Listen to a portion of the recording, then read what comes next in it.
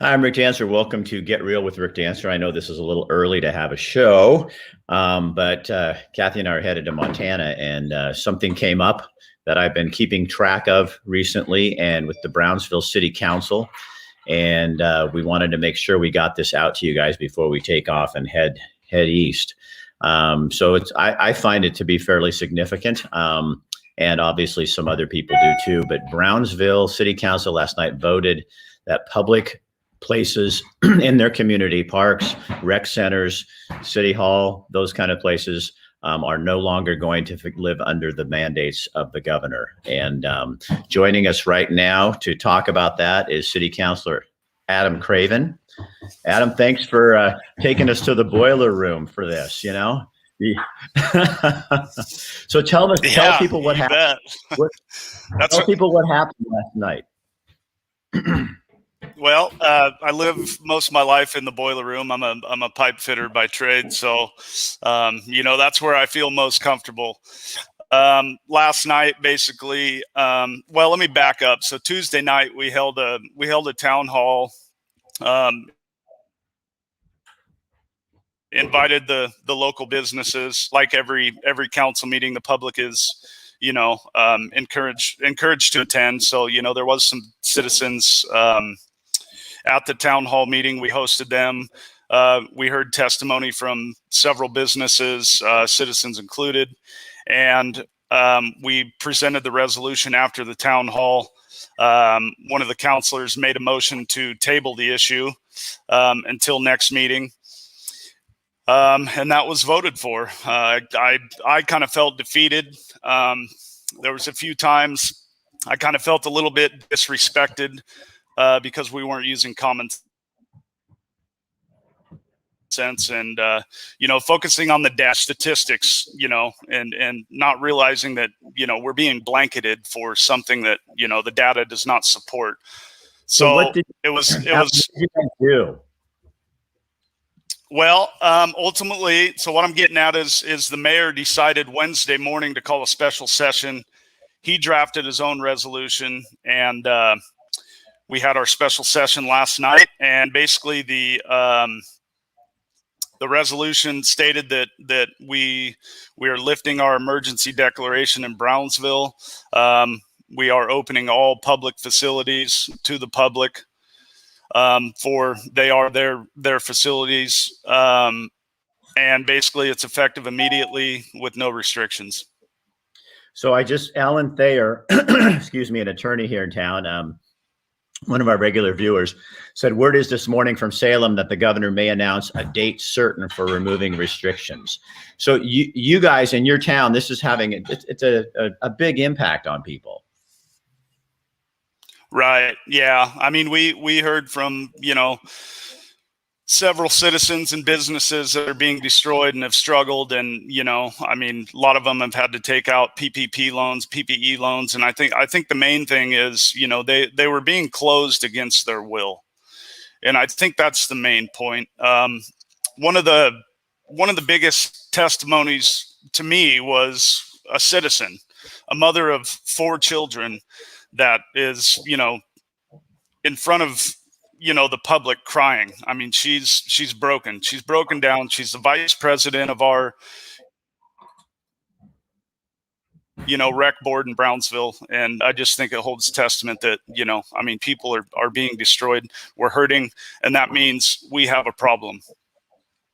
So this doesn't cover restaurants because that's an OSHA thing. That's exactly.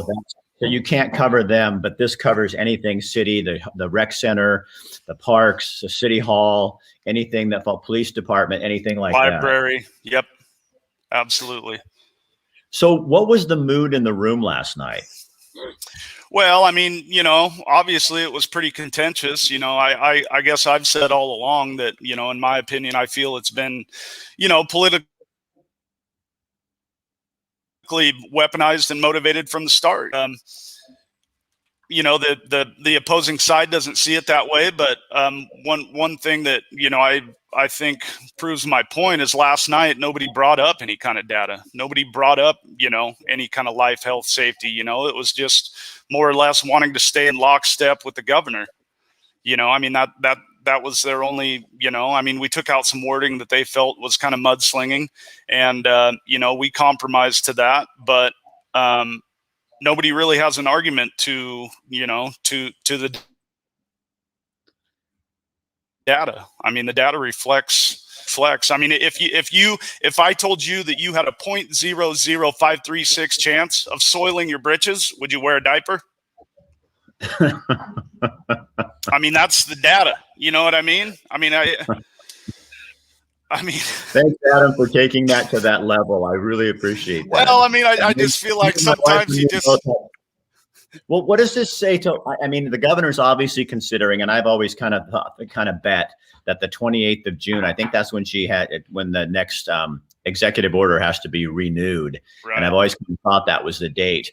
Right. Is this an effort on your guys' part too? As a small town, even though it's just Brownsville, it's still Brownsville, right. And you're saying as a community, done, not doing this anymore. Absolutely, yeah, and that's that's the biggest part is. I mean, we need to, restore some kind of normalcy, and the biggest part is for the children. I mean, they're the ones that, are most affected by this. They don't really understand society and politics and all that yet.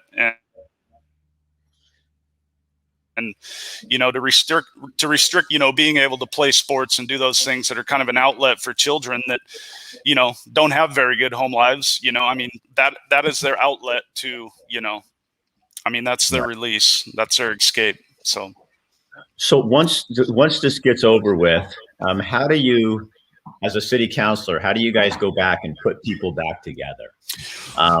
Because this has been so fractured. You're a small town. I think it's much harder in a Eugene, Springfield, Portland. In a small town like yours, it's going to be tough because you're neighbors. I mean, you do see each other. You do know each other's business.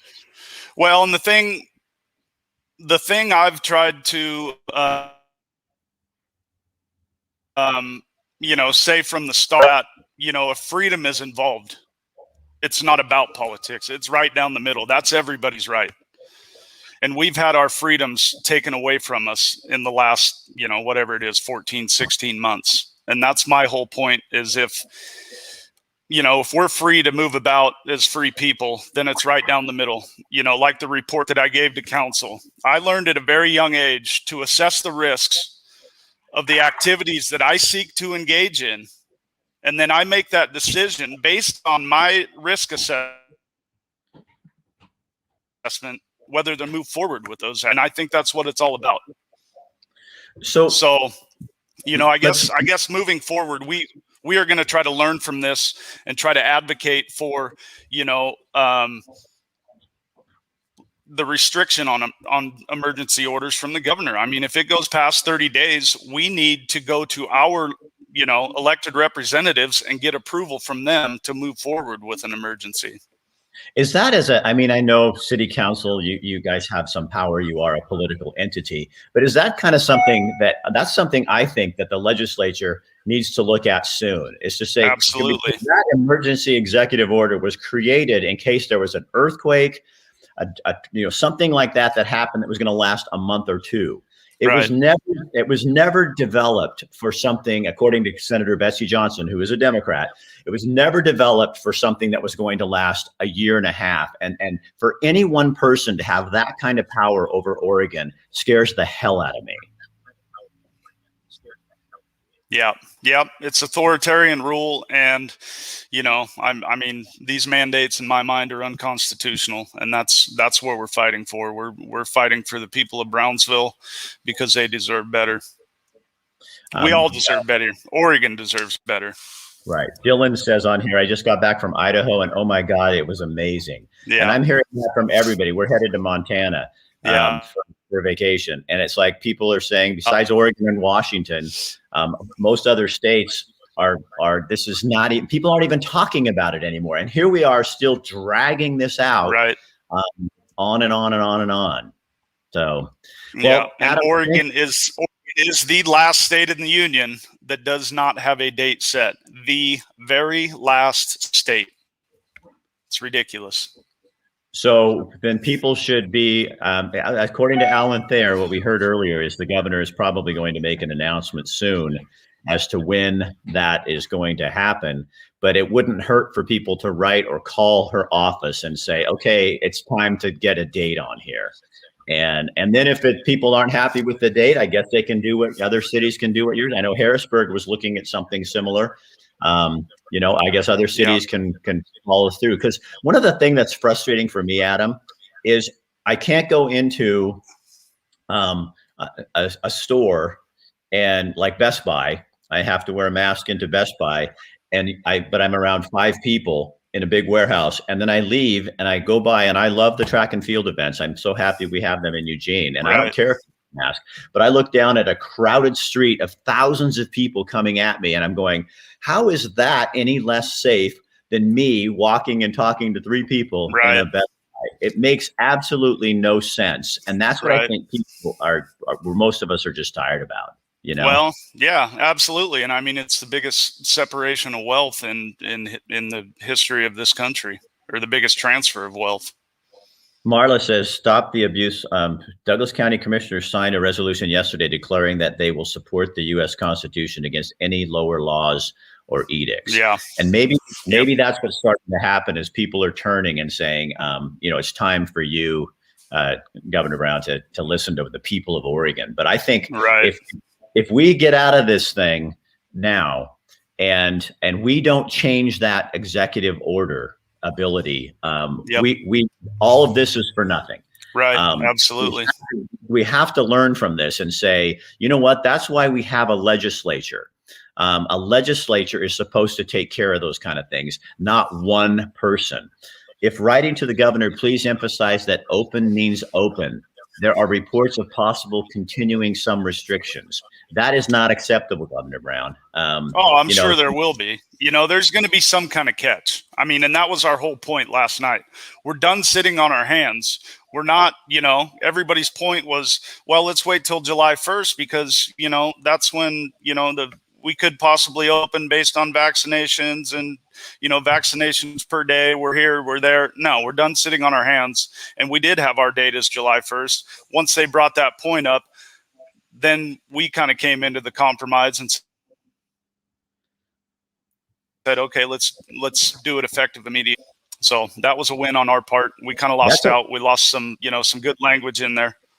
I think that's a huge win because it says it's done. It's over. We're done now. Done. And I think that if people don't, when this starts easing back, if they start trying to ease this back, schools need to open in the fall. We need that restrictions. If it's going to be public places, you have to, or like mass transit or something with masks, or what, I guess whatever. Yeah. But I think that people have to stand up. And this isn't a Democrat or a Republican issue. This is an issue of people, Oregonians, having the right to live their life the way they choose to. Everyone in Oregon, Alan says, owes a debt of gratitude to Brownsville City Council. Alan, that's awesome. Absolutely. Thank you, Alan. Because it is people like you standing up, and it's in rural Oregon. The funny thing is, rural Oregon does do that kind of thing. And I'll tell you what, anybody east of maybe a couple towns, but a lot of towns east of Bend, they stopped doing this a long time ago. Yeah. So, well, Alan, Alan, I'm calling and Adam Allen. You guys are all too close to the same name. Yeah. Thank you so much for joining me from the boiler room. He texted me that last night and said, Rick, the council did this. And this morning I got up and I said, God, I'm on vacation, but I cannot let this go. So I'm texting Adam early in the morning going, hey, can you get on at 8:30? I got to pack, but I get on at 8:30. So I think people should know this. And I appreciate your time and your efforts. And congratulations, Brownsville. You guys got big kahunas over there. Yeah. Thank you, Rick. And my advice for people is, like me, this is an inconvenience in my life. I have a young child and I have a lot going on, but this is the only way that we make change is getting involved. And it doesn't have to be in a huge facet, but get involved, show support for the people that are doing this, and for the people out there watching, come to Brownsville, check out our park. Our public facilities are open and we welcome everybody. Freedom rang last night. Are we having a Stand By Me celebration this year? Well, I think everything changes now, a lot of these events that we've had, Rally on the River, the Antique Fair, Stand By Me, Pioneer Picnic already got thrown to the wayside because it was last weekend. But, this changes the conversation for everything. And I hope some of these civic organizations have enough time to put some things together and get those things back on the ticket. Well, you let me know, because I'll publicize it for you. Chris says he says the Brownsville Tavern has great bar food. Well, then I'm going to throw Randy's Cafe in there, because it's not just a coffee shop, and their cinnamon rolls, they're enough to put good old fashioned love handles on anybody. All right.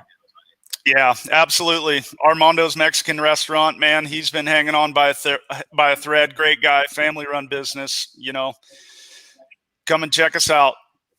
All right. Thank you, Adam. I'll talk to you later. All right, Rick. And if you come to Brownsville, I owe you a beer. So hit me up. Okay. I'll take you up on that. All right. See you later. So there you go, you guys. Brownsville, Oregon Chamber of Commerce, or the City Council last night votes that public places are going to open despite the governor's mandates. That means the police department, city hall, public parks, the rec center, it's all back. Fire department, it's all back open. No restrictions whatsoever. They can't do anything about businesses because that's under OSHA, but it does set a tone.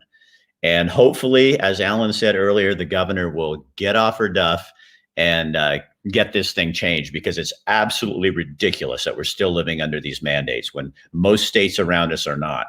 If you disagree with my opinion, that's fine. You have the right to do that. But don't discount people and don't call them names. And we're not selfish because we want to get back to living. The numbers show it. This is just absolutely crazy. So anyway, Kathy and I'll be poking in on you from time to time from Montana and all those places. So we will see you in a couple of weeks back here doing this. I'm Rick Dancer. Thank you, Chris Dental Family Dentistry. If you guys are looking for a dentist who believes that everyone should have a voice, you got to check out Chris Dental. And look, if you're driving down I-105 starting July 1st, heading east, look for our newest billboard coming up. I'm sure that will get some people fairly excited. I will talk with you later. Have a good day.